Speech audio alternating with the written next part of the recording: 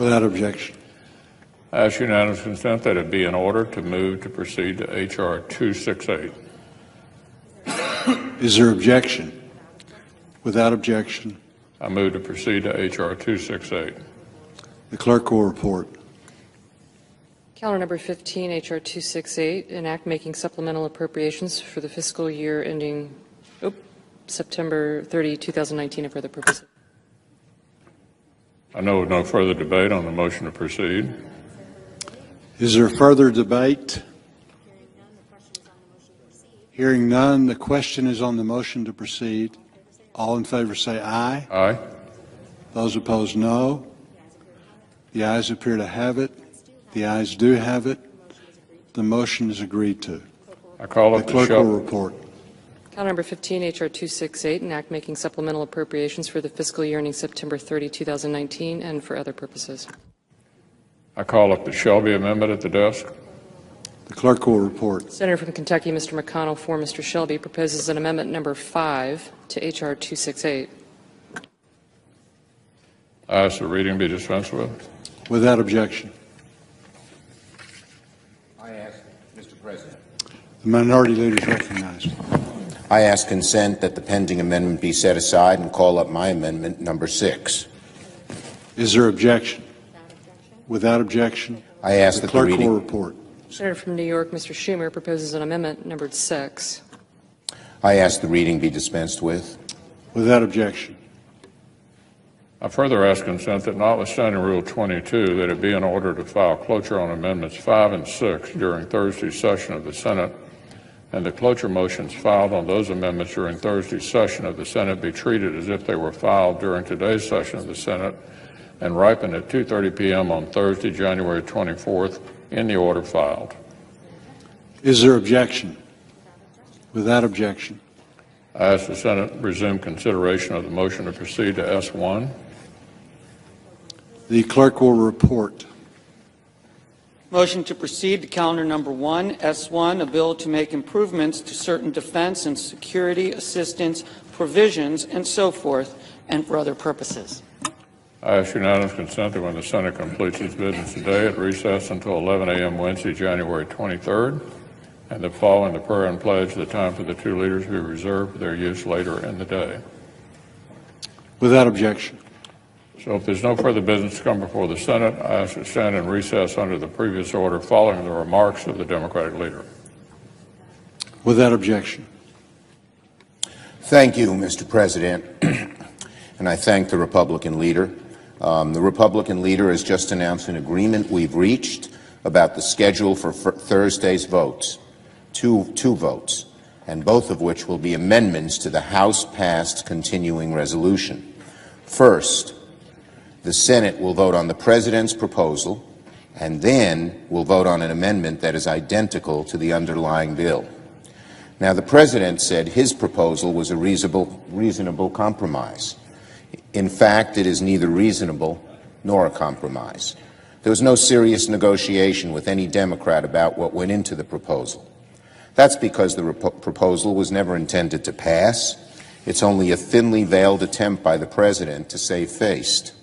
Anyone who looks at the legislation can tell it was designed to fail. In exchange for the wall, the President offers only limited temporary protections for DACA and TPS, protections he single-handedly removed. So it's sort of like bargaining for stolen goods. And then on top of that, he has proposed new radical changes to our asylum system without consulting any Democrats, changes that controvert our nation's most fundamental and precious values. I hope it will roundly be defeated on Thursday. The good news is, after that vote, we have a second amendment that could break us out of the morass we are in. The Senate will proceed to an amendment to the House bill that is identical to the underlying legislation. In other words, for the first time, we will get a vote on whether to open up the government without any decision one way or the other on border security. The proposal also adds necessary disaster aid to several states that were recently ravaged by natural disasters. People are saying, isn't there a way out of this mess? Isn't there a way to relieve the burden on the 800,000 federal workers not getting paid? Isn't there a way to get government services open first and then debate what we should do for border security? Well, now there's a way, and that is the second vote that will occur on Thursday. It would renew all of the portions of the government till February 8th, open them briefly, but open them at will, allowing workers to get paid and to get their back pay, and it will allow us to then debate without hostage-taking, without temper tantrum, without anything, how we can best do border security, get that done, hopefully, by February 8th, and keep the government open. So if you're looking for a way to open up the government, this is the way. And I hope my Republican colleagues, many of whom were circulating a letter that does basically the same thing as this proposal without the disaster aid, to sign, to vote yes. The American people are looking for a solution. I am glad that we will have a vote that will bring us near that solution, much closer to that solution. And that is the second vote here, which will open up the government and then allow us to debate border security. And again, I urge enough of my Republican colleagues to join we Democrats in voting for that proposal. It's already passed the House that could open up the government. I yield the floor.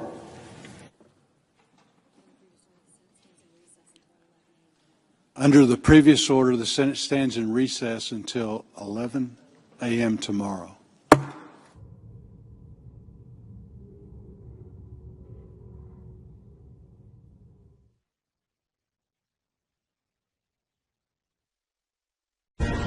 Fox News alert, new questions as the 2020 presidential field is quickly growing, and so are tough questions for the candidates.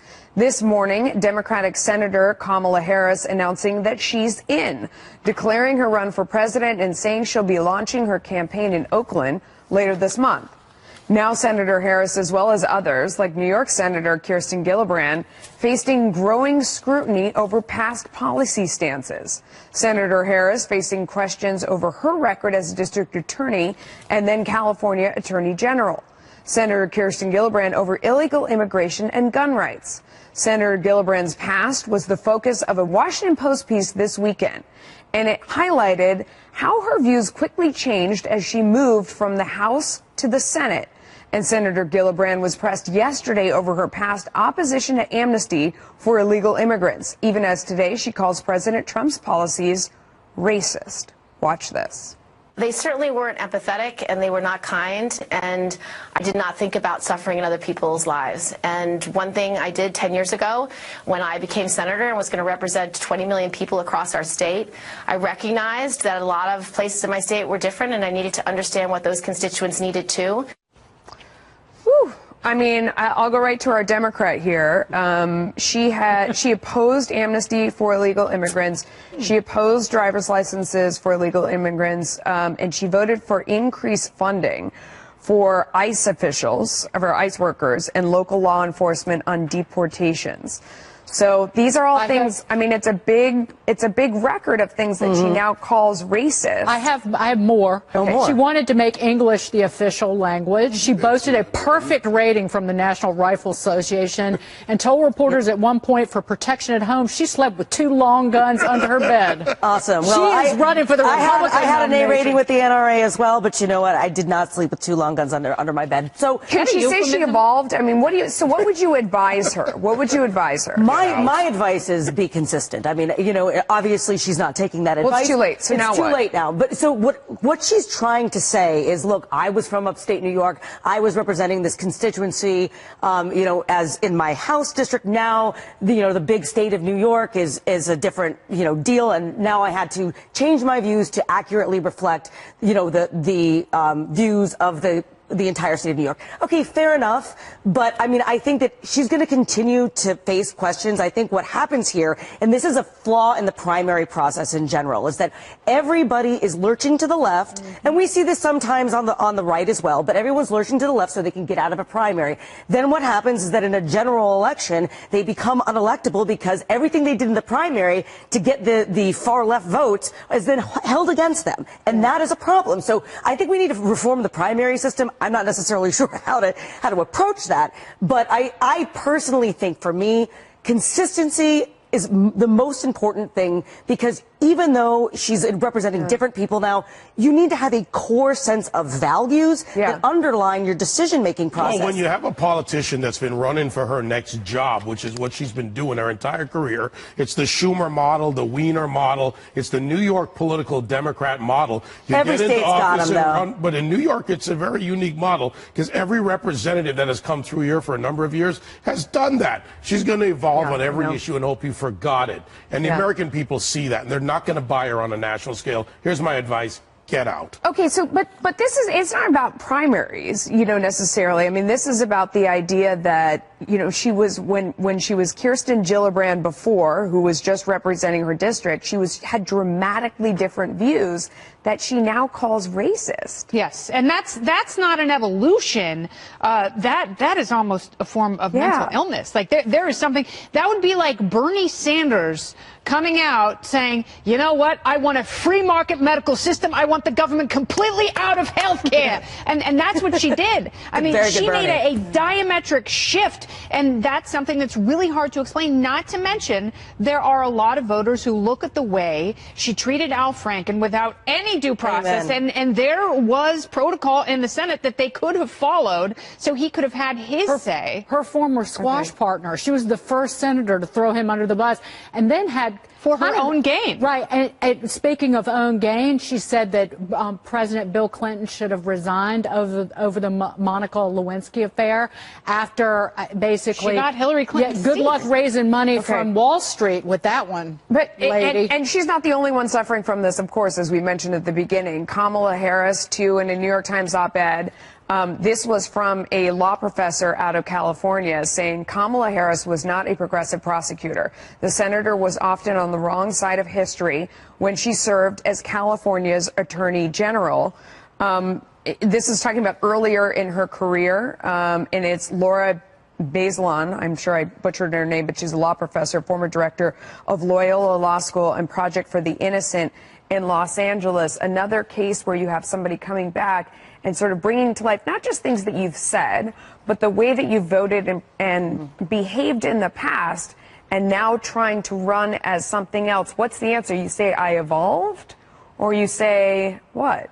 Well, I evolved in a better way. It's better than the other candidates standing on the debate stage with you, I suppose. You have to explain how you evolved. But she didn't evolve. I evolved. You have to say why and how. But this is the party of identity politics, is it not? So who is the most guilty of like a faux pas on that note? It might be Elizabeth Warren, allowing Harvard Law School to present you as their first woman of color, and then you came out with that DNA test, and you have to go back to the late 1700s to find your Native American heritage. She is going to get lambasted. Okay, but you know what's amazing is as we watch this shutdown showdown, people saying, well, we can't trust the president because his views on the wall have changed. His language has changed. That's a great point. And we just heard that in the last block. Slightly. Yeah. His ideology is essentially the same. The manifestation is different, but this is a complete shift in ideology. And I'm actually very glad that Kamala Harris' record is coming out in California because it is abhorrent. And her view on civil liberties and her allowing people to rot in jail